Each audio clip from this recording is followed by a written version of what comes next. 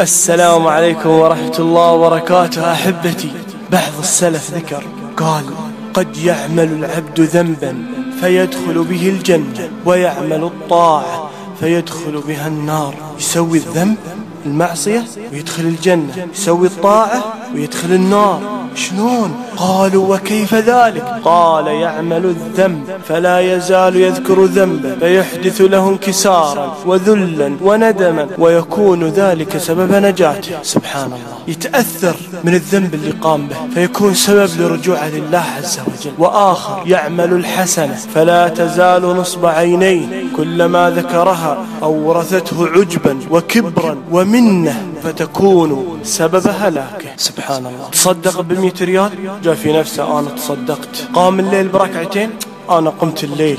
يورثه عجب وكبر في نفسه، يقول: أنا خلاص، أنا مو من الهالكين، أنا سالم. يقول: أنا ناجي. خلاص ينورث عجب كبر ومنه للأعمال اللي يقوم بها. لذلك روي عن الإمام مالك أنه كان يقول: لا تنظروا في ذنوب الناس كأنكم أربابا، وانظروا إلى ذنوبكم كأنكم عبيد، فارحموا أهل البلاء واحمدوا الله على العافية. إياكم حبايبي أنكم تقولون هذا من أهل النار وهذا من أهل الجنة، ولا تتكبر على أهل المعصية، لكن ادعوا الله لهم الهداية. وإذا شفت واحد مبتلى قل: الحمد لله الذي عافاني مما ابتلاك به، فضلني على كثير ممن خلق تفضيلا.